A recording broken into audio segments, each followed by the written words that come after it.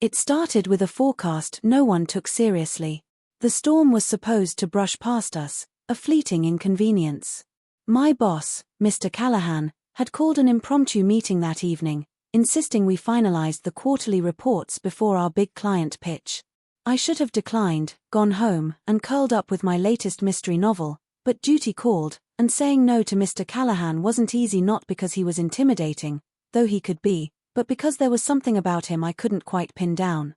Mr. Callahan was a man of contradictions, a perfectionist with a soft spot for stray animals, a stern demeanor offset by the occasional boyish grin. At 54, he carried himself with a quiet confidence that made people listen. I often wondered what his life outside work looked like. Did he have a family, hobbies, secrets he rarely let anyone past his professional facade, and I had long accepted he was just a puzzle I'd never solve. By the time the meeting wrapped up, the storm had arrived in full force. Rain lashed against the office windows, and thunder rolled in waves that shook the walls.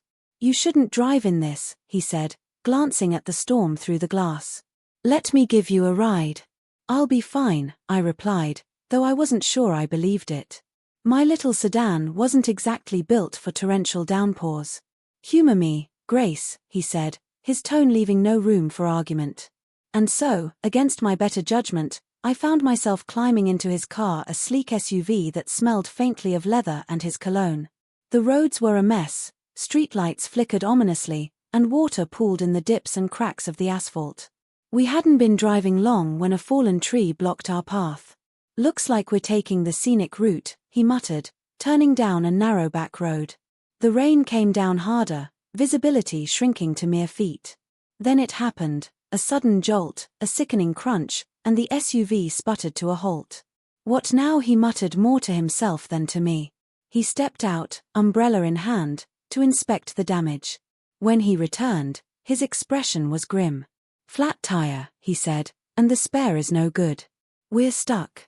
The storm showed no signs of letting up, and we were miles from the nearest town. Cell service was non-existent. "There's an old lodge not far from here," he said. "Used to belong to my grandparents. We'll wait out the storm there." The trek through the rain was surreal. The world felt smaller, reduced to the circle of light from his flashlight and the sound of water sloshing around our feet. The lodge appeared like a ghost from the past, its weathered wooden beams and moss-covered roof a stark contrast to the modern world we'd left behind.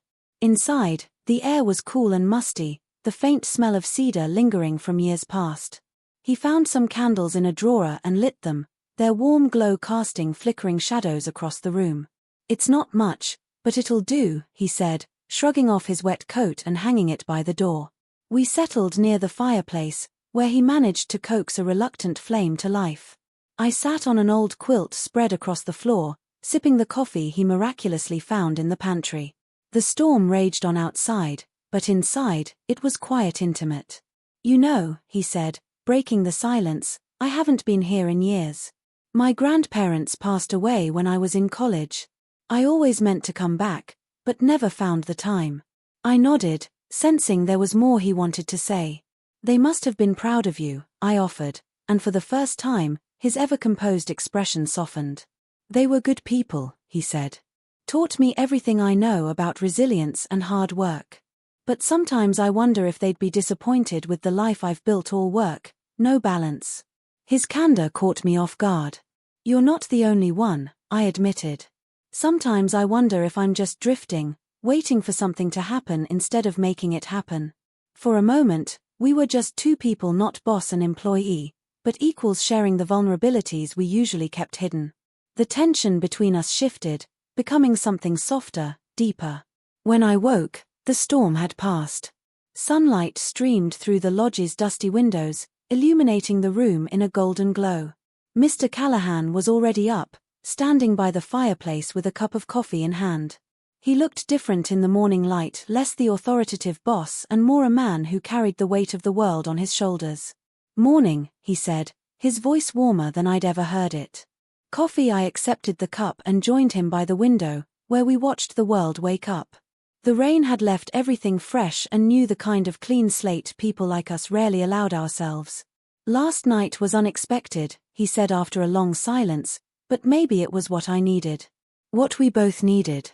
I looked at him, the man I'd worked beside for years without really knowing. Maybe it's a reminder, I said, that life's not just about deadlines and reports. Sometimes it's about moments like this. He smiled, and for the first time, it reached his eyes. I think you're right, Grace. The drive back to town was quieter than our trek to the lodge, but it wasn't an uncomfortable silence. It was the kind of silence that spoke of understanding, of a connection forged in the unlikeliest of circumstances. By the time we parted ways, I knew something had shifted, not just between us, but within me. In the days that followed, life returned to its usual rhythm, but I found myself holding on to that night. It reminded me to look beyond the surface, to embrace the unexpected, and to find meaning in the moments that catch us off guard. And as for Mr. Callahan, well, let's just say the next time he called a late-night meeting, I didn't mind staying late.